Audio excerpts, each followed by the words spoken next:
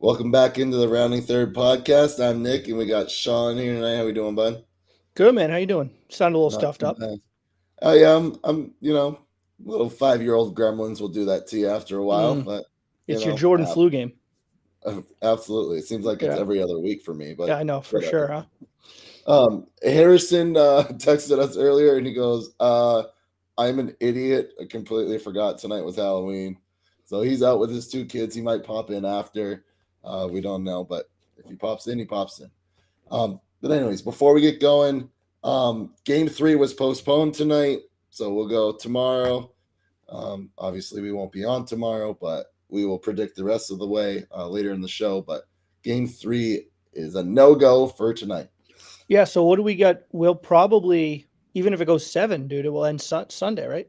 Yeah, Because Saturday they and got Sunday is Tuesday, game 6, game 7. right? Tuesday, Wednesday, Thursday, Friday travel day, Saturday, Sunday, right?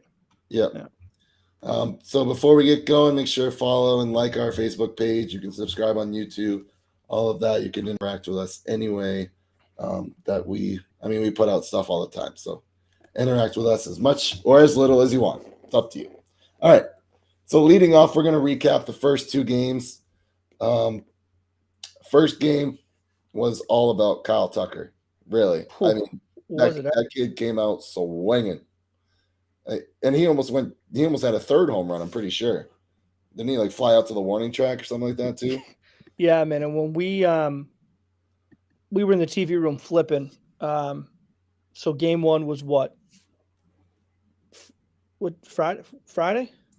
Uh, yeah, Friday, right? Friday, Saturday, and yeah, then Sunday was right. So Friday night. Um, and we're flipping, and it's like, I don't know, second or third inning when he hit that first home run. We went to it to start. No, first inning, it was the second inning. second inning. Okay. Yeah, And no, that's right. Because we saw the first inning and then we flipped over college football. And then I'm scrolling through Twitter and I'm like, oh, Pat, you got to put that baseball game back on. That ball was crushed. That ball was yeah, absolutely smoked. yeah, crazy. Smoked. I mean, but Kyle Tucker, I think, is the ultimate guy that you look at for Houston when you just shake your head. Like, because when they're going well, like, and he's hitting well, Yeah, they're just an impossible team to beat. They're an impossible team in a series, at least. yeah. I mean, and what's so crazy about this Astros lineup is like we were talking about it last week. Like Jose Altuve was 0 for 24 to start the series or to start the playoff The run, playoffs, yeah, and it didn't matter. It didn't matter because the rest of the lineup is that filthy that you can afford 24 outs in your leadoff spot and not have it affect you. Like that, I mean, yeah, nuts. yeah. Absolutely. I mean, and he is a big table setter, but I think what they get, like the lineup versatility that they have, is like even when they bat him in the one spot,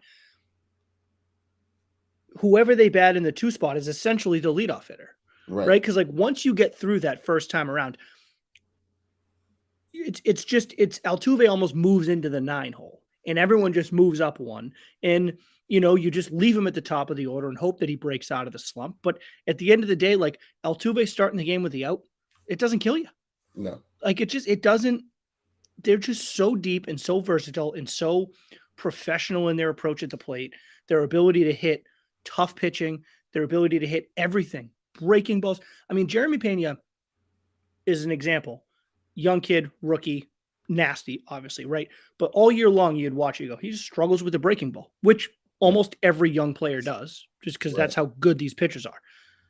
But when the moment matters in late games, he's going to take a breaking ball and he's just going to punch it out to right field. Yeah. It's unbelievable.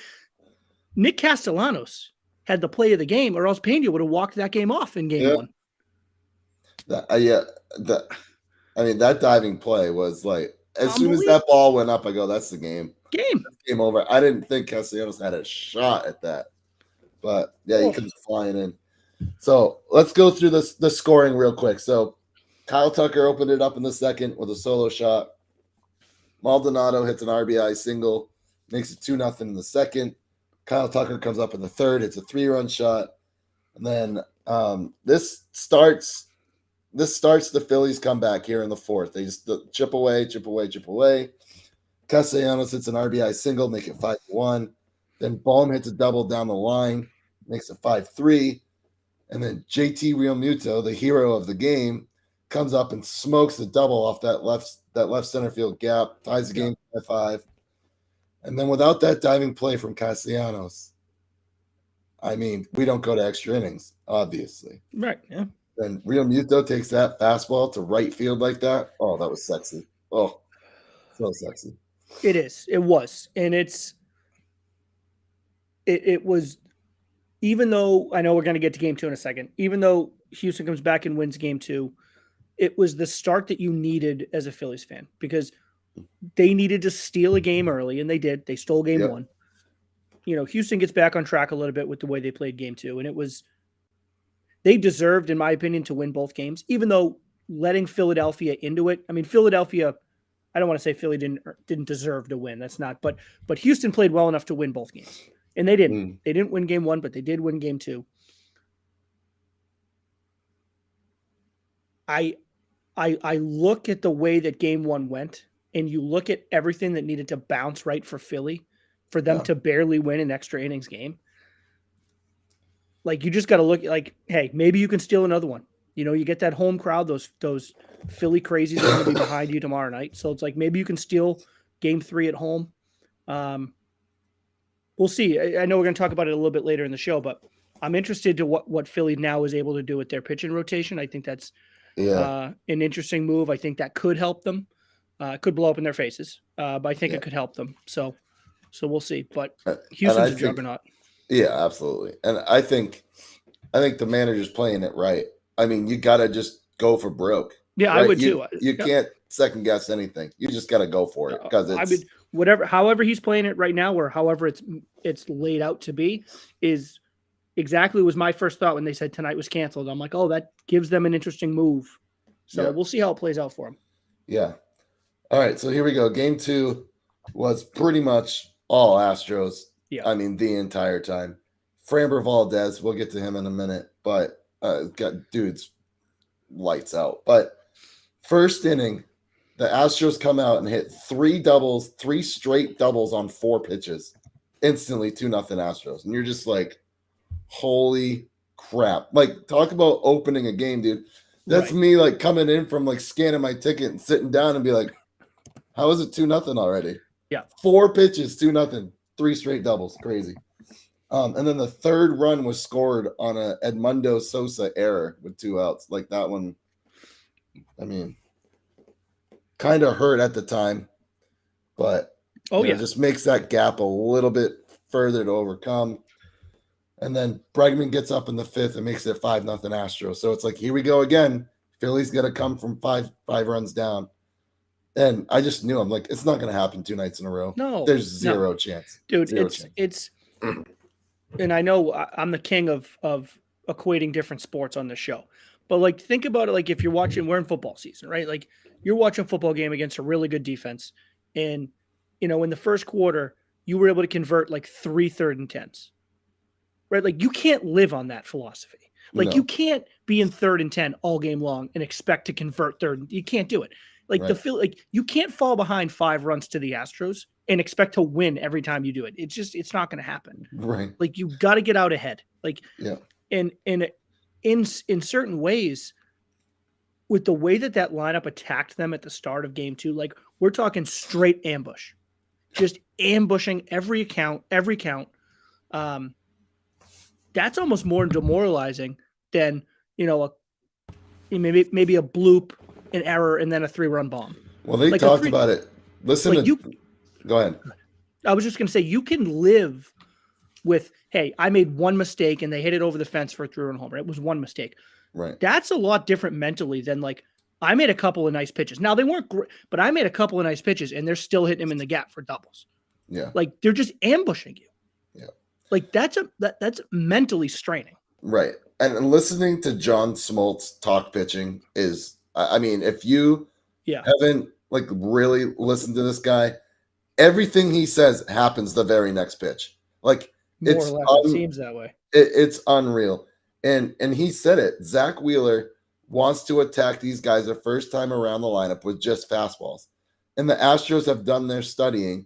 They know they're gonna get a 98-mile-an-hour fastball to start the at bat. And these guys just hit 3 straight doubles on 4 pitches. It Well, could it's have funny. I mean, could have been 3 straight on 3 pitches. Jordan Alvarez took a massive hack and fouled it back, but man, you know, I remember, you know, back when I was playing in high school, and then, you know, Pat and I were playing all growing up. And, you know, it's still like, you know, the best way to hit a breaking ball is not miss the fastball, yeah, right? Like that's and I, not to think that, you know, these Houston guys can't hit breaking balls, but I think the mentality behind that is like, we're not going to let this guy get in a groove. We're not going to let him start to feel himself, right? Because like you look at those great pitchers, the Valdezes, the Verlanders, the Nolas, the Wheelers, the DeGroms, the Scherzers, when they start feeling themselves, the game's already over. Yeah. Like you've already lost your opportunity, because when they start feeling it, it's done. It's game over. Good night. Thanks for coming. Laugh your way back to the dugout. Like you have to get at them before they get comfortable. And talk about you, and you said it. I mean, Houston doing their homework. Good Lord. I mean, Wheeler didn't even have a chance to get a get me over first pitch to start the game. No. Just with 3 balls just ripped. I mean, next thing you know, I mean, you're throwing your 5th pitch of the game. You're already losing, and you've had 4 stress pitches. Right. Yeah. I that was honestly probably the most impressive thing I've seen out of to open up a game anyways. You know what I mean? There's that too, and then to overthink it a little bit too. I mean, that sends a message to the rest of that Philly staff too. Right? Like you're going into game 3, and whoever starts for game 3 and game 4 and game 5, like that tells them there's no easy pitches. Right. We're not giving you an easy strike one, whether it's the first pitch of the game, whether it's the 40th pitch of the game, doesn't matter. There's no easy pitches against us. No. And like that, like you have to get ready for that. You have to be ready. And that's just, it's just, everything is kind of going uphill against Philly. I just think it's pushing a rock uphill. I'm not saying they can't do it, but they got to be perfect. It's going to, so they can't be getting down. You can't be getting down 5-0 against this team anymore. No, you got away with it one time, and that's all you'll get. Game 3 is going to start out at the top of the first with a 0-0 breaking ball. Because I mean, it wouldn't shock me. Like, crazy. Or if that, or just up and in, off the plate, get them, and just make them uncomfortable. Throw a strike. Right. Right. I mean, the best way to attack an aggressive team is to be aggressive at them. Yep. Right. So find your own way to be aggressive. Yep. I mean, you have to. Yeah. So the end of the game started to get a little interesting. So Gene Segura hits a sac fly, makes it 5-1. Schwarber gets up in the 8th inning and misses a 2-run homer by inches. Mm-hmm. I mean, this thing barely scrapes the wall. And then he flies out to the fence, where I thought that one had a chance to leave too. And Tucker catches it right at the wall. At the track, yeah. Yeah. And I mean, kudos to the fans for not reaching over and interfering with that play, because that could have been a huge game changer. Sure could have. And then in the 9th inning, Marsh hits an RBI double, 5-2. That's how it ended. Series tied 1-1. But it goes to, like you said, like you can't expect to win the World Series going down 5-0 in both these games. You can't do it. Yeah, I mean, it's an adjustment. It's definitely an adjustment that Philly's gonna have to make. I think when you look at it as a whole, I mean, those are the 2 best pitchers you have to offer. Yeah. You know, I mean, that was Wheeler, Nola, best you had to offer. Collectively, 10-0 down. I mean, it's not great. It's not great. Now, you could flip it around, and definitely Philly missed some opportunities. They had some nice pitches to hit that they missed, as you're going to throughout the course of a game. But I don't know, and maybe it's my own bias, but when Philly's at the plate and Houston's on the mound, I never get the sense that things are getting out of control for Houston, regardless of who's on the hill. Like, I never seem to get the sense to be like, oh, this could get ugly quick. Right. Like, you just don't. Like, and maybe it's just because we're so accustomed to see them winning and winning and winning. I don't know. But you just never seem to get that sense, especially when they're in their bullpen. Especially when they get to that bullpen. It's just like, all right, man. Like, what's next? Like, they have 8 bullpen arms that are filthy. How does the Red Sox not even have 1? It's unbelievable.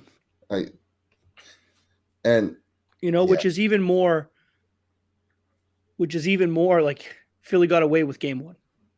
Like you yeah, stole it. And we said it. And I'm not going to, I don't mean to keep beating the dead horse. Like you had to steal at least one game in Houston. You did do that. yep. Now you got to go home. And in your 3 games in Philly, if you want a chance to go back to Houston, you got to win 2 of them. If you win, 1,000%. if you win one, you're going back to Houston, but it won't matter. No, It won't matter. You Mm. have to win 2 games at home. You absolutely have to win 2 Yep. games in Philadelphia. I'm with you. I'm with you 100%. Like And there's so, no ands, ifs, or buts about it. no. You go 1 and 2 in this homestand, it's over. Like, Yeah. sorry, And I don't lights care that out. you're going back. You're done. Yeah. It's over. You 1,000%. have to win 2. You have to put them on their heels. You have to make them win both games at home. You absolutely have to. Mm-hmm. Yeah. So Honestly, it's yeah. we'll see. I don't mean, know. I'm intrigued. I think Philly showed a lot of balls, no doubt about that, by coming back in game 1, winning the way they did. Castellanos laying out in the bottom of the 9th to make that catch. Real Muto to take that was not a bad pitch that he hit out. No, Maybe up a little bit. it's still But off the plate. and he still just off the waits plate. I on mean, him. what are you going to do? Tip your cap, right? I mean, and then- I hate to call game 3 pivotal, Well, like, but it's a big swing. If the Phillies go down 2-1, I think the series is over. I think Yeah, game I would 3 is say- a must win for the Phillies. see, How I don't feel know. on I it. would say I would put game 4, regardless of how game 3 happens. I think game 4 is your swing game. Well, if Philly- okay, fair enough. If Philly wins game 3, and then they can go and win game 4 and go up 3-1, now we're cooking. If Philly wins game 3 and loses game 4 and Houston ties it up 2-2, Well, then game 5 becomes the pivotal game. well, but if that's the case though, if Philly wins game 3, and Houston wins game 4 to tie it 2-2, I'll take Houston. Now it's a best of 3. Houston wins that 99 out of 100 times. Yeah, that's fair. Yeah. And then if Houston wins game 3 and then they win so to me, game 4 is pivotal regardless of who wins tomorrow. I think- just feel like the Phillies can't get down. If once they get down in the series, it's over for them. Like I get that game 4 is pivotal, but I Yeah. feel like if they go down 2-1, it's over. The Houston's not going to let off the gas. Yeah, I don't disagree with your logic. I mean, they've played the entire playoffs from ahead. So, Yeah. I mean, I don't disagree with you there. So maybe, yeah, I mean, that's a fair point. I'll give you that. But I mean, trying to- either way, you're right, because 4 is just as pivotal. Because if the Phillies do lose, they have a chance to tie it up, and if they don't, then they're in trouble. And then it also works the other way. If Phillies win tomorrow and then they win just the think next game, then it's all like Yeah, I just think the more you look at it and the more we talk about it, like it's Houston's the one that has all the area to make it up. Like if Houston loses Right. game 3, not a Mhm. problem. We'll get them in game 4. If we lose game 4, not a problem. You know what I mean? Where it's like Philly, Right. the urgency is just constantly there. yeah. Yeah, I agree. So I just think that's what makes it so difficult and so kind of stress for Philly. Okay. Well, since we're kind of already talking about it, let's move to what's our World Series preview the rest of the way. So they did release some of the pitching matchups. I don't know if I can find it again, but they moved Suarez up to game 3. And then they moved Syndergaard to the game 5. So the Phillies did shuffle things around. So I think shuffling it that way. So it's Suarez 3, Nola game 4, Syndergaard game 5. Okay. Right. And I think that right there tells you how important Philadelphia thinks game 4 is. Yeah, fair. Right. Which I tend to agree with, obviously. I think it could set up to work out very well for Philly. If they can, if Ranger Suarez can do a game, Ranger Suarez things, and that they can find a way to win game 3 tomorrow. And then they got Nola on the hill up 2-1 with a home game in game 4. That is where we could look and say the MVP of the World Series is the Philadelphia manager. Because if that works out that way, Yeah. that is an absolute game changer. Yeah. But what you end up doing is you're putting a lot of pressure on Aaron Nola. You are putting a lot of pressure on Nola to say, we already know game 4 is a must win, regardless of what happens in game 3, but particularly if we lose game 3. Right. Then this entire series, this entire season, this entire championship run is on the shoulders of Aaron Nola in game 4. He's your best pitcher, which is what you want. I mean, if you're the best, that's what you want. But it could end up working out really well for them. Yeah, I agree. And then you still have Zach Wheeler somewhere in 5, 6, or 7. You know, I would say 6. I mean, depending on how it shakes out, you might need him in game 5. Right. Yeah, if you're in a position to go out and close it, if you like, all hands on deck. All hands on deck. Absolutely. Don't give the Astros another game, because just don't.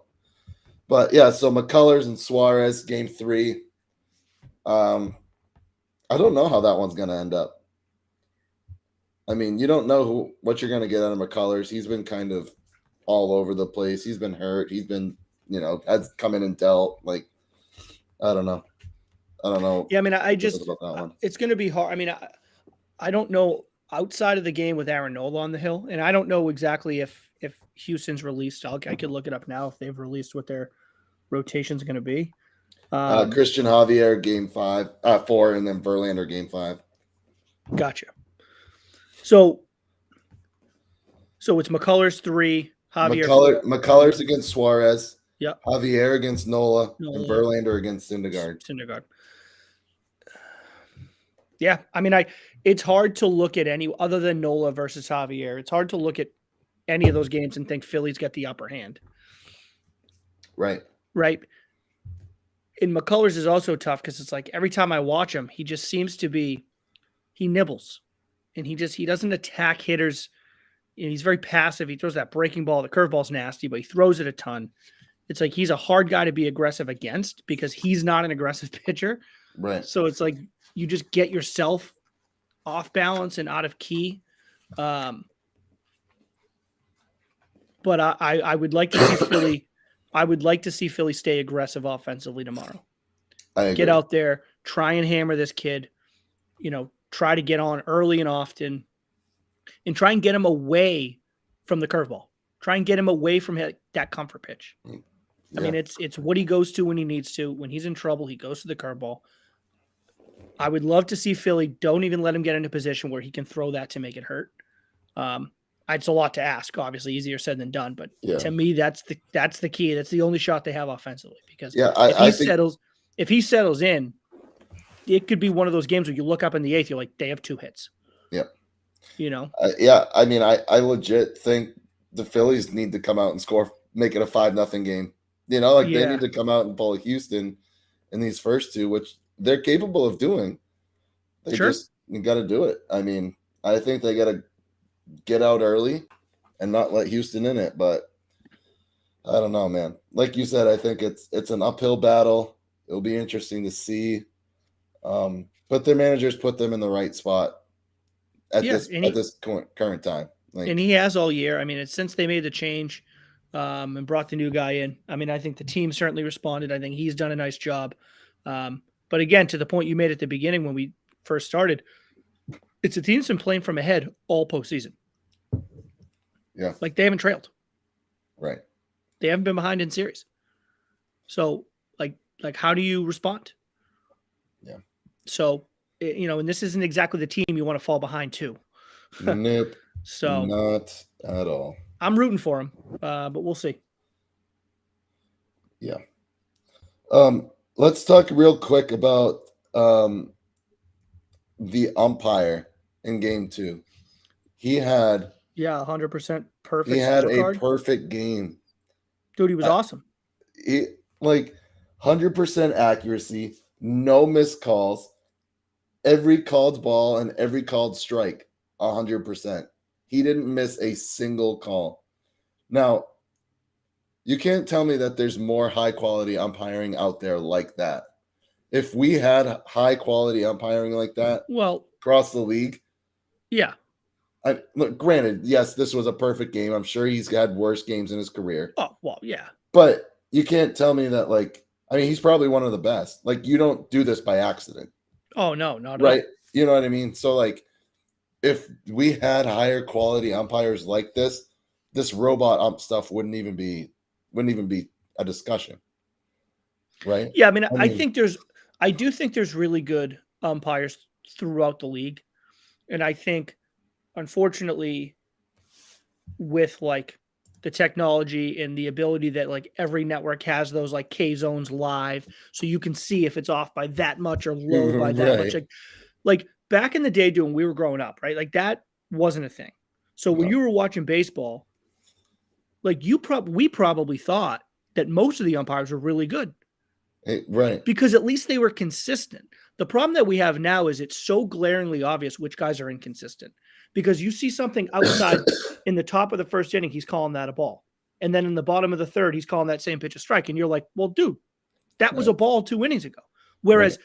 10 years ago, we didn't even have the capability, like it was the same. And Do you if know what I mean? So yeah, it helps us scrutinize these guys so much more. right. If you look at the scorecards, it says the umpire's desired strike zone. Yes. So, Right. like, sometimes it's a little bit out of the strike Yep. zone, but as Yep. long as they're in that zone, they get, a tick for accuracy. So, like, Well, that's the thing to me that's is the scorecard. I think that ump scorecard account, they do such a great job of not only documenting accuracy, but also consistency. yeah. Because consistency to me is more important than accuracy. Oh, Like absolutely. I remember 1,000%. when we were playing, like I don't like if you're gonna give them the inch outside, that's fine. But give it to them the whole game. Right. Like you Mhm. can't like I remember my dad used to say when we were growing up, and he was like, you know, it's hard to blame the player if it was a ball in the first inning and then it was a ball in the third inning. You can't then blame the player for taking it in the fifth inning, Right. right? Like that's your job as the umpire. Like your Yeah. job is to set the zone. So to me, that's what kills me more about these guys is you're supposed to be full-time umpire. That's your gig. That's your profession. Like consistency is key. If you Right. make a bad call, everyone makes bad calls. I get it. Yeah. But just be consistent with what the zone is, and I think everyone will be happy. And not only a perfect game, I think is great. I think a perfect game in the World Series is perfect Oh, amazing. because it's the epitome of the game. Everyone's tuning in, and this guy just tells the robot umps to shove it, and I think Yep. that's awesome. I Yeah. think that was awesome. One of the coolest games I've ever been to is I was with my buddy Mark Williams, and we were at a Fort Myers Miracles game, and we were sitting next to a guy that was charting. And I was like, do you mind? Can I ask like who you're here scouting? And he goes, the umpire. And I I go, love that.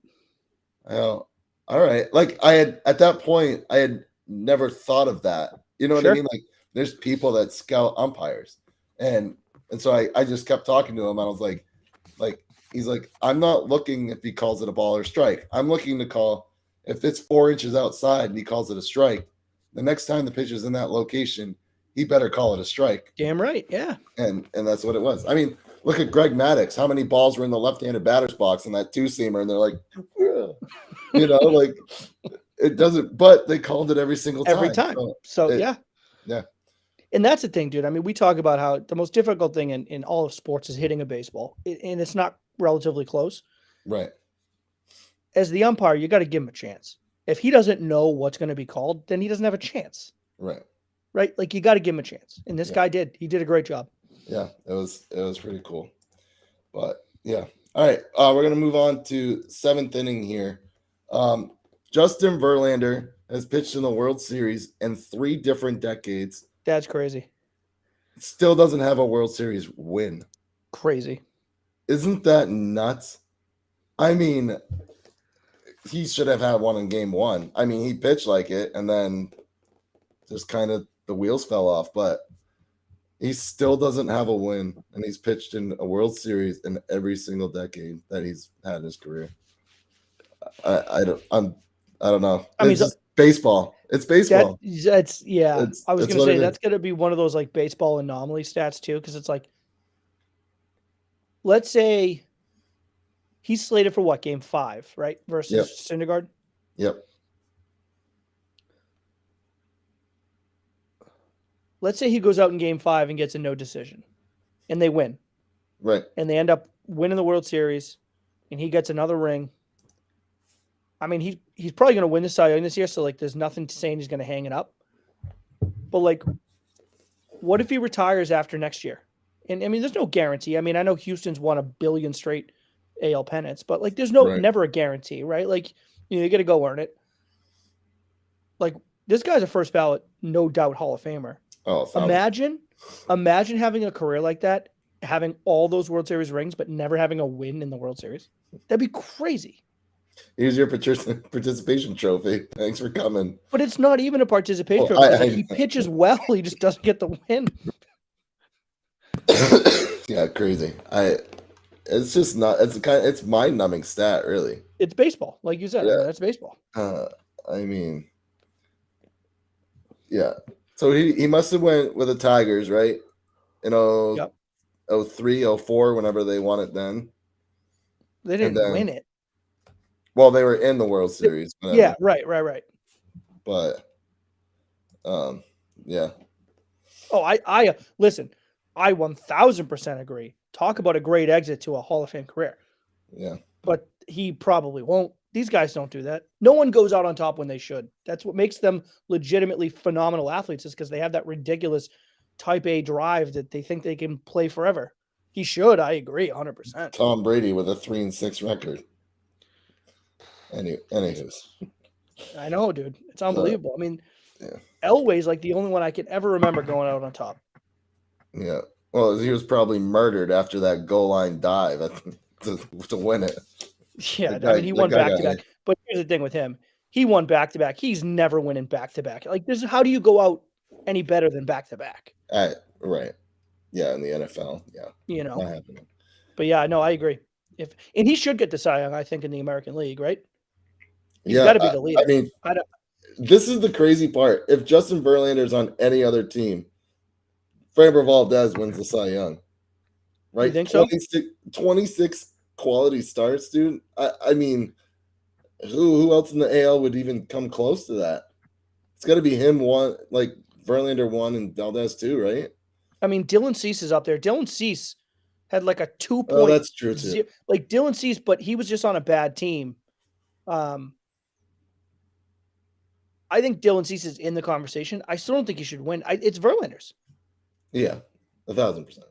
I think, right? Yeah, I don't. Unless I'm thinking, are we missing someone glaring? Like, I don't think so. I think Adrian Martinez isn't walking through that door. But Jesus. Yeah. I mean, it's definitely Verlander, but I mean, 26 consecutive quality starts is fucking unreal as well. But dude, listen, it's one of yes, it is. But I also feel like it's one of those things that we're talking about between, like, when we talk about the MVP race between Judge and Ohtani. Like, what Ohtani's doing is ridiculous. What Framber Valdez is ridiculous. But like, what Verlander's doing at his age, right, with this many bullets already out of the gun, and him doing this, coming back from Tommy John, historical. Coming back from Tommy John at 37 years old and having a Cy Young season, dude, it just blows my mind. He's gonna win Cy Young and Comeback Player of the Year. I'm 38 years old and I can't even get out of bed, dude. I can't even lift my arms above my shoulders, and this guy's out there winning top Cy Youngs. level. Yeah, and not winning World Series games, and winning Cy Youngs. Dude, don't make me laugh. It hurts. All right, let's move on. So I haven't actually picked one. I got to think on this a little bit, but our question for the last kind of 3 weeks have been the biggest surprise in the series. So what's been the biggest surprise in the series right now? I don't honestly, dude. I can't tell you I'm all that surprised about so much. Yeah, I think maybe the biggest surprise, if you will, was just Houston giving up a 5-0 lead in the first game. Yeah. I'm not necessarily surprised that Philly was able to score 6 runs. But just the way the game played out, I think it was a little surprising. But I fairly, I wouldn't want to say expected, but I'm not that surprised that it's 1-1 going back to Philly. No. I'm not surprised that Houston answered a loss with a pretty dominating win. I'm not surprised that Framber Valdez looked really, really good. He had 9 strikeouts. Right. And this is a guy that just hammers balls into the ground. Like, he's not a big strikeout pitcher, and he had 9 Ks. Right. So I don't know. I think this will be a good one for next Monday when the series is over and we have a winner to see kind of what was the biggest surprise. Yeah. But so far through 2, I'm not totally surprised too much, to be honest. Yeah. Let's just go back to what Nick said here. He's like, bittersweet fact about Ohtani and Judge's race is what Ohtani's doing isn't measurable by conventional MVP standards. It's a class above. I mean, you're not wrong. I've brought it up. It's like, I'm almost at the point where like Ohtani's been in a fatigue factor for me, where he's just been thrown in my face so much. It's like, I get he does both. Like, I get it. I really do. I understand. But,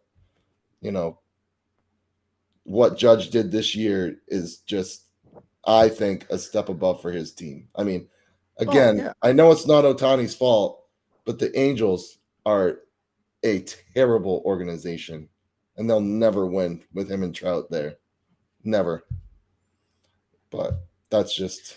Yeah, I think he's right. I mean, what Ohtani's doing right now, conventional MVP standards have not seen what Ohtani's doing.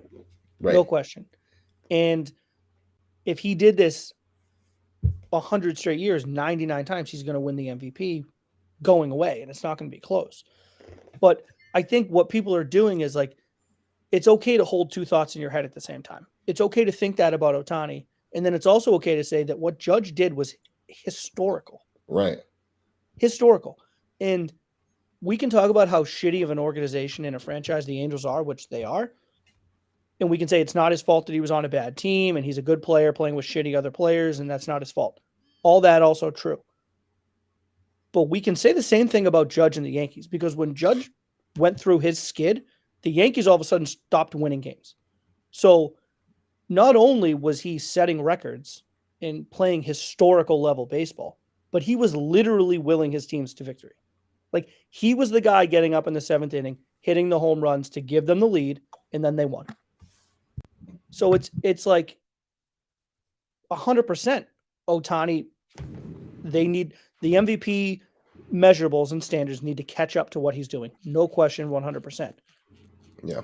But even if they were caught up this year, to me, it's still Judge. And maybe I'm a crazy person, but like, I don't even think it's that close.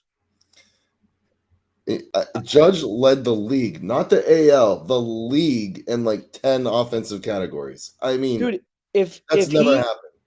And I know he struggled down the stretch. Like, I think he was pressing. Yeah. But yeah. If Judge, hold on, I'm just reading the comment. He said if Judge did what he did this year on, say, the White Sox, would it be comparable against Ohtani? If he did what he did on the White Sox would have won 100-something games. They would have been in the playoffs. Like, that's the crazy part. I think, like, I don't know. I get he's the Yankees, and I get people are tired of the Yankees, and I'm certainly tired of the Yankees because I've been saying the same thing about them for 10 years. As long as they keep that Goomba as a manager, they ain't going nowhere.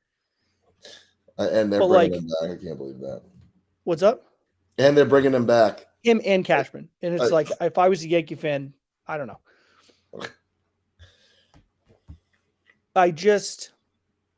MVP standards need to catch up to what Trout is doing offensively, Ohtani on the mound. Yeah. I'm sorry, Ohtani. I'm sorry. And they will. And he's going to win he's going to win plenty of MVPs. He's going to win plenty of MVPs. I just think we're just so quick to almost try to dismiss what Judge is doing because Ohtani's the new toy, right? Like, he's the new, like, we don't see guys like this very often. Like, we don't see, for sure in that sense. Yeah. No question. We will see what happens when Judge is on the San Francisco Giants next year and Ohtani gets traded to the Yankees at the deadline. Oh my God. Imagine if it was just a straight swap. Judge ends up on the Angels and Ohtani gets dealt at the deadline. And then, how about this? I'm going to go on record and say this. if that ridiculous scenario takes place, okay, and then Judge has another year where he hits 60 something home runs and then the Angels win 100 games, I want people to personally apologize to me for telling me how great Otani is and how it's not his fault because he's on the Angels. Right. Yeah. But all that joking aside, yeah, I mean, I agree with him. I mean, I think we'll see what happens. I think Judge is fed up with the Yankees. I don't think he's going back. Same. I've been saying it for a couple months. I don't think he's going back. Yeah. I laid it all out last week with like the Miles Straw, the Josh Donaldson, the Garrett Cole stuff. Like, I think Judge is done with it. He's already unfollowed them from Instagram and Twitter. Yep. He unfollowed the Yankees, so he's done. I don't think there's a bag of cash big enough to keep him there, and he wants to go back home. He's going to end up in San Fran, I believe. But he's going to look great in that uniform. Yeah, crazy. He ain't hitting 62 home runs in that ballpark, though. I can tell you that much.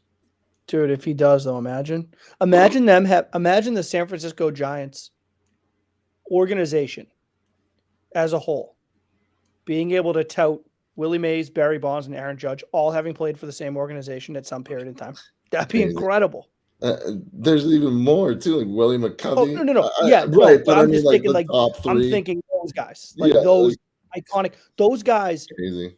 You can take people like Sarah doesn't know shit about baseball. You could be like, "Do you know who Barry Bonds is?" She's like, "Yep." Yep. You know who she doesn't know who Willie McCovey is, but she knows who Barry Bonds is. Willie Mays. Yeah, Barry Bonds for sure. Crazy. Yeah, absolutely nuts. All right, so we were on a tangent there. So biggest surprise in this series for me, I'm gonna say like I'm kind of with you, like not really surprised, but kind of surprised. I mean, the Astros just jumped out to 2-5-0 leads. I mean, really against no fight against those pitchers. The top two pitchers, yeah, and really no fight out of the Phillies until the 5th or 6th inning. I mean, not even like a base hit here and there. Like sprinkle one in, guys. Like, like I don't know. I just at the same time it's not surprising, and at the same time it is. Like, I don't know. I guess I didn't really take into the fact that it was like 2-5-0 leads, like right off the top in both games. But yeah, I mean, I think if you look at it kind of from a high level, I think it tells you just how far apart these teams are lineup wise. Yeah. When Philly was swinging hot bats and they were making you pay for every mistake, and they were getting guys on, and especially late innings. I mean, Bryce Harper and Real Muto and Rhys Hoskins came along last series. Like they didn't let you get away with mistakes. Right. And that's one thing. And then you have the Houston lineup who not only can you not get away with mistakes, but like they just smother you from the minute you start. Right. You're just smothered. Like you can't breathe. Every pitch is a stress pitch. Doesn't matter if there's guys on base or not. Well, 1 through 9, they work counts. They walk. They foul off tough pitches. They're here, and everyone else starts here. Yeah. And the first 2 games just showed you just how good the lineup is. I think with the Astros, like you make that one mistake, you pay for it. Next batter, you pay for it. Next batter, you pay for it. Next batter, you pay for it. Where the Phillies, like, you throw a cock shot down the middle. Bryce Harper takes it 500 feet for a 3-run shot. Next hitter strikes out. Next hitter rolls over, grounds out to short. The Astros don't do that. The Astros, you boot a ball with 2 outs for the Astros. Forget about it. That's 5 runs. Forget about it. 1,000%. Forget about it. Where the Phillies, like, you're striking out the next guy. They're just such a different caliber of a team. But yeah, and like you said, I think it was before we came on or right at the beginning, like they have to play perfect baseball from here on out. Mm-hmm. So yeah. Yeah, and I mean I don't think that was a surprise. Like I don't think anyone's surprised by saying Philly had to play perfect baseball. I think Philly got away in game 1. They didn't play perfect baseball. Houston got out 5-0. I think they let up. Yeah. I think Houston probably let up a little bit. Hey, we're good. They lost the game. And then we saw what happened the next night when they got up 5-0. They didn't let up in game 2. We talked about that, right? We talked about maybe being able to get to their vulnerability like once and then they won't let it happen again. Right. They're Well, just gonna, yeah. that's why it's so hard to beat them 4 times Yeah, in 7 tries. It's just I mean, even if the Phillies somehow win these next 2 games, it's I'm still thinking it could be Astros in 7. I don't know if they win 3 and 4. It's, but I'm okay. It would be hard for the Astros too, but I'm not ruling them out. Is what I'm saying. Oh no, I'm Like, not going to roll out either. I mean, if they're- there's any team that can do it, it's them. and that's what I mean. Like, there's that league above that. Like, if they get down 3-1, Houston can come back and beat them. If it was the other way around, Philly doesn't have a chance. Agreed. Oh, yeah, no question. But that's kind of what I meant, was just like you said, no other team has a shot. Like, the Astros would be the only team that come back from a 3-1 deficit at this point. But all right. Show goes a lot quicker when there's only 2 of us. It's crazy. Well, and we're only talking about 2 baseball games, so that helps that's too. part of it That too. helps too. All right. So we're gonna head for home here. There's a couple things we're gonna round up here. Rob Manfred released, he said he predicts that the Oakland Athletics are moving to Las Vegas and the Tampa Bay Rays are going to stay in Tampa with a new stadium. If that's the case, I hope they build the stadium like in Tampa, not in St. Pete. Not St. Pete. Like, yeah. downtown Tampa. And I mean, we've been saying Oakland A's to Vegas for a while. I mean, they have like 300 fans that go to their games now. Like, it's unreal. Towards the end of the season, I just, for the heck of it, tuned into like an A's Mariners game, and there's like no ushers working the game. Mhm. There's no vendors walking up and down the aisle. There's literally 40 people sitting behind home plate, and that's it in the entire stadium. I mean, it makes at this point it makes sense too. That random guy in the upper corner getting a BJ from his girlfriend, but I mean, listen, man, go do what you got to do. Crazy. But like, I mean, it makes sense, right? Like, you saw the Oakland Raiders went to Vegas. Like, Right. The roadmap is already there. Right, and you can suck there too, like the Raiders. Yeah, it makes too much sense. But with Tampa, I'm not going to hammer Tampa too much. What was it, 93 or 96 they became? Was it 96? Someone's telling me 95 or 96, right? It might have been around 96, 97, something Yeah. like that. They Maybe came in with 97. They come in with the Marlins or the Diamondbacks. Diamondbacks, I think. Yeah, because it was the Marlins and Rockies, so they came in with the Diamondbacks. Right.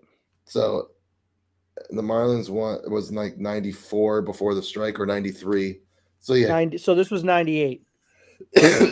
yeah, 98. So they were established in 1998.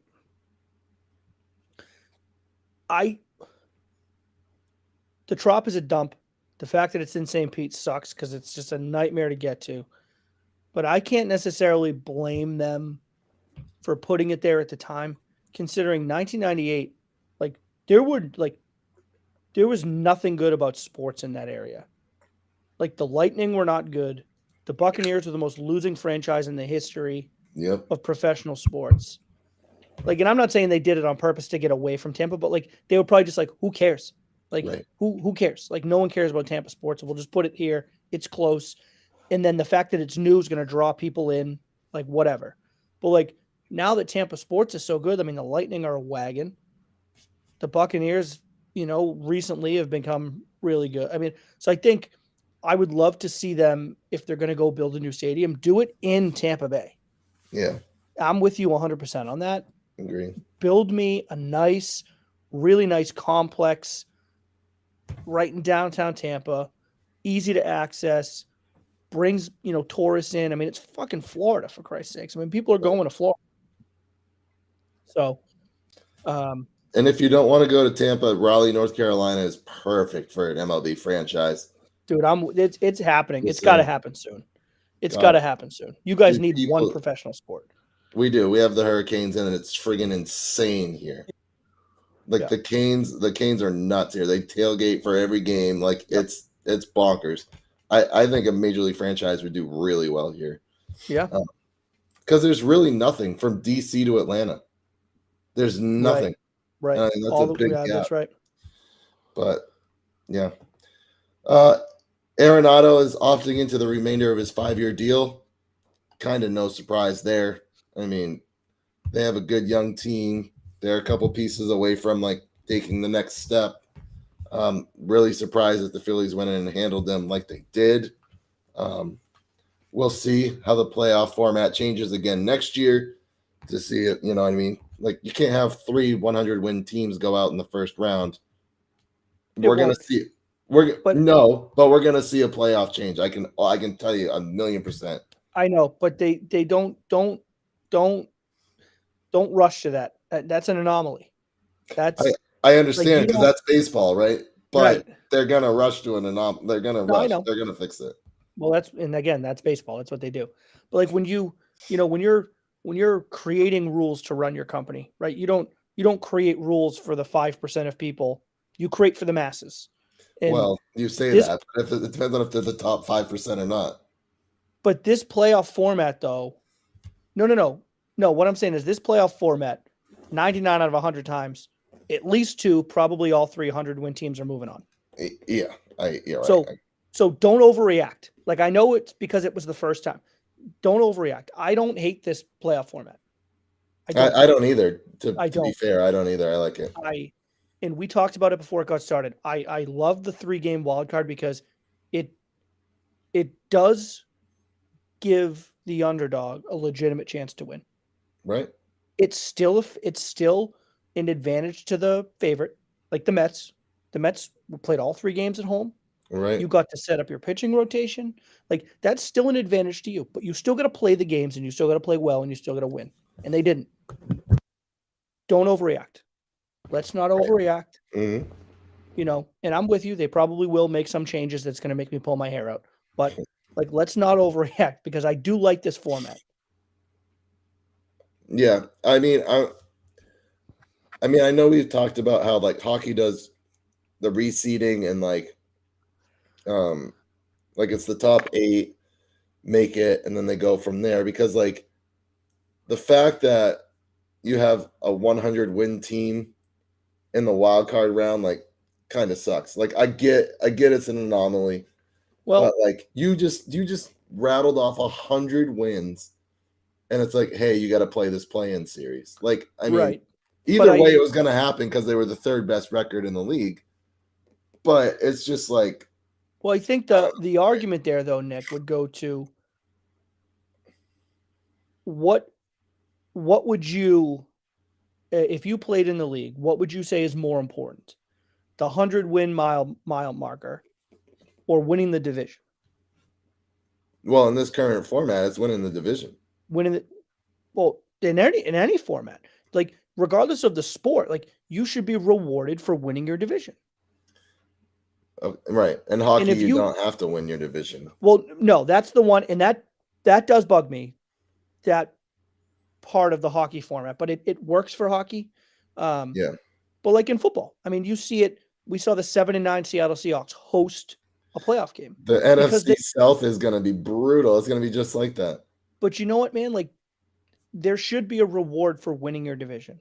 Yeah, I get it. I get it. Division games matter, and you play them. I know there's a format to the schedule change, but you play them 17, 18, 19 times a year. Right. So if you win enough games in your division and you win that division, you should be rewarded by being able to host, or if you get the top 2 seeds, getting a bye. Like that should be the reward. And for as good of a season as the Mets had, as this example, they didn't do that. Yeah. They didn't win their division. Right. And if you don't win your division, I don't care if you won 120 games. You didn't win the division.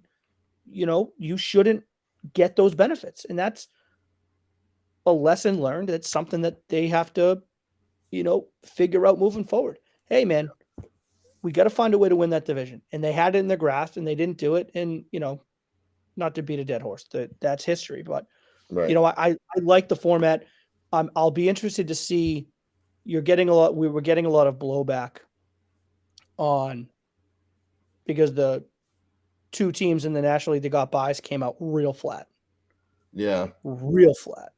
And you hear, I wonder if they might rush to judgment and maybe still give the buy, but shorten it a little bit. I don't know how they would do that, but maybe figure something like that out. Well, I was thinking like you would go 5-7-7-7 instead of Instead the of 3? 3-5-7-7. Because that way, you know what I mean? Like, but I mean, that's still a Well, pretty big buy. That's if you even bigger than it that's was. a big yeah. So that wouldn't work. What if you just jumped up to 7 games from the 3? Just 3-7-7-7. Yeah. So that could be a way to do it. That could be a way to do it. But here's the problem. Because it used to be just a 1 playoff game and in for the wild card, you know, like. Yeah, but the division round's always been 5. Right, that's true. The DS has always been 5. Yeah, that's true. Well, but here's where I think it gets crazy. 99 out of 100 times in a 7-game series, the better team is going to win. Right? They're too deep. The pitching is too good. The managerial decisions are too good. 99 out of 100 times in a 7-game series, the better team is going to win. In a 5-game series, it's probably 75-25, right. 70-30. Like, you know, you're still favored, but a 5-game series, who knows, man? You steal a game early on, that flips the whole series on its head. That's why I like 5 games in the division round, because it gives the underdog a legitimate chance. Right. No, that's fair. And you know what? Even though you're the underdog, but if you find your way into the divisional series, you should have a legitimate chance to win. Yeah. Mm-hmm. You should. I look at all those Oakland Athletic teams that won like 23 straight to like get into the playoffs, and like, yeah, they deserve a chance. Like, I get it. Sure. Yeah. You know, I don't know. It will be interesting to see how they change it, because we know they're gonna, but they shouldn't. I will say this: 7 games wouldn't have helped the Dodgers. They were flat. No, really flat. It would have helped the Braves. I think the Braves, in a best of 7, the Braves probably would have beat the Phillies. Yeah. I think the Braves were playing better. I think they were starting to get their kind of mojo back a little bit. That would have been an interesting end to that series. I don't think it would have helped the Dodgers. They just didn't want to show up. No, they were done. For sure. All right, and then to end it, we got Justin Turner wins the Roberto Clemente Award. The Roberto Clemente Award is for on the field and off the field, like humanitarian sportsmanship kind of stuff, sportsmanship kind of award. Yeah, and it's like people that, if you don't know Roberto Clemente's story, I suggest you go and read on this guy. This guy was an incredible human being. He was the man. He died in a plane crash while going to help the country of Nicaragua, like, come back from an earthquake, like that ravaged that country. Like, it was bad. But he did stuff like this all the time. Like, that was just the type of guy he was. But so that's where the award comes from. So Justin Turner wins it this year. I know Nick from the SLS podcast, who's been commenting tonight, was like, Joey Votto got shafted again. But, you know, like, we don't know what Justin Turner did.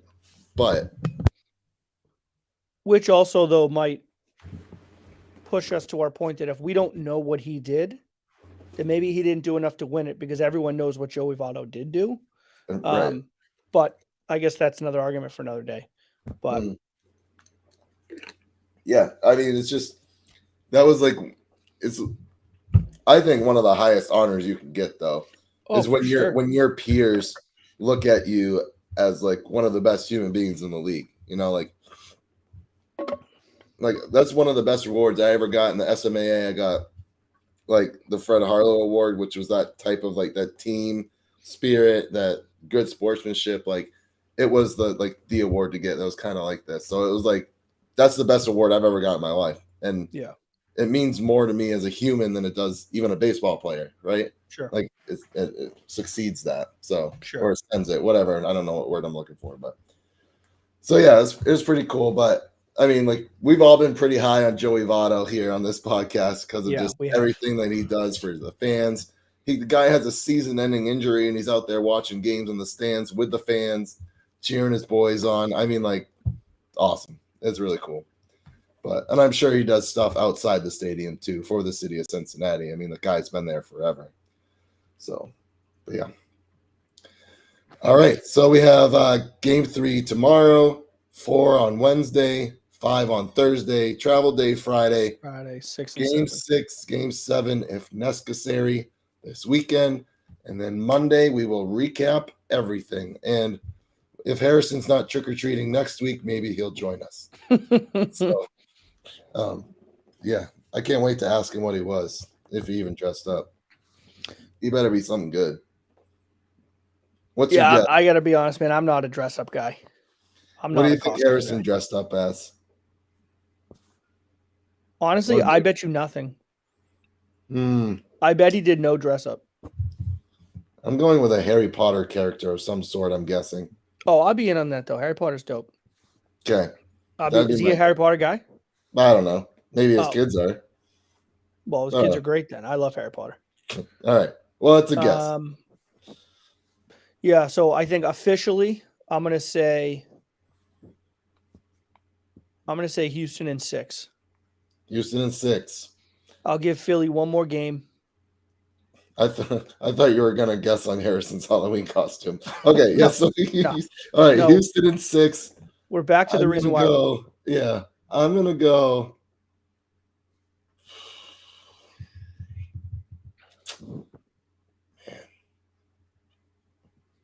I'll do it. Houston in 5. In 5. Yeah, I think they go into Philly and just lay the law down. I'll give Houston I think Houston wins tomorrow. I think Philly comes out with Nola and they give it everything they have because they know they got to get back into it. Yeah. And I think they do. And then I think they lose game 5 against Syndergaard. And then you go back to Houston with you and ain't coming Framber back. Valdez on the mound. You ain't coming back. 6 is probably a safe bet. I was just kind of going a little extreme. Yep. No, it's fair. We'll see how it goes. Yeah. I mean, I could also see Houston going in and just slamming the door in 3 straight. Like, oh yeah. Thanks for coming. Thanks for the invite to Philly, but you guys can go home now. I could too. So, well, we'll see when the Astros win in 7 because we didn't guess that. So, yeah. All right. So we will be around next Monday at 8 after the World Series. Weather dependent. If it gets pushed off again, I don't know what the weather forecast looks like the rest of this week or this weekend, but hopefully we'll have some baseball tomorrow, and then we'll have the results on Monday. All right. So everybody have a good week, and we will see you next week at 8. See you, boys.